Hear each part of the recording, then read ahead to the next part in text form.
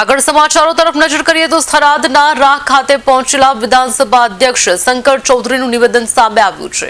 વિધાનસભા અધ્યક્ષ શંકર ચૌધરી પીએમ સૂર્યઘર અને ખાનગી હોટલના લોકાર્પણ પ્રસંગે રાહ પહોંચ્યા હતા, જ્યાં શંકર ચૌધરીએ પોતાના નિવેદનમાં રાહને તાલુકા મથક બનાવવા તરફ ઇશારો કર્યો। તેમણે કહ્યું કે મુખ્ય સેન્ટર આપણું રાહ બની ગયું છે, એટલે તમારા બધાનું જે સપનું છે એ સાકાર કરવું છે।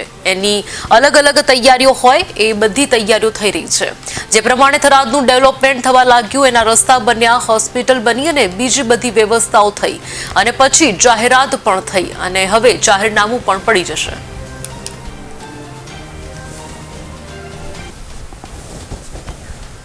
ચાલુ થઈ ગયું છે, ટેન્ડર પેન્ડર બધા અપાઈ ગયા છે, તો એ સીધો મોટો રોડ થશે, એટલે મેસરા બાજુ ત્યાં જવું હોય તો સીધું ત્યાંથી નીકળાય ખોડા સુધી, તો એ પણ રસ્તો આખો પહોળો થશે।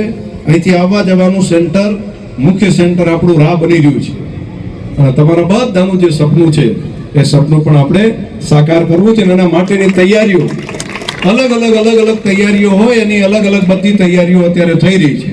જે પ્રમાણે થરાદનું ડેવલપમેન્ટ થવા માટે એના રસ્તા બન્યા, એનું દવાખાનાનું, એની બાકી વ્યવસ્થાઓ થઈ અને પછી જાહેરાત પણ થઈ અને હવે એનું જાહેરનામું પણ પડશે, તો એની તૈયારી પ્લાનિંગ તો બધાએ કરવું પડે ને ભેગા મળીને, તો એનું પણ તૈયારી અને પ્લાનિંગ બની રહ્યું છે।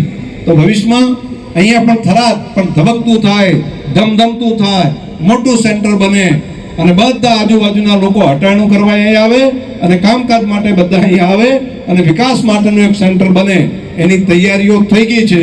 આપણે બધા એ કામને આગળ વધારીએ। તમને બધાને હૃદયથી ખૂબ ખૂબ શુભકામનાઓ। યુજીવીસીએલના અધિકારીઓને પણ અભિનંદન, પૂરી ટીમને।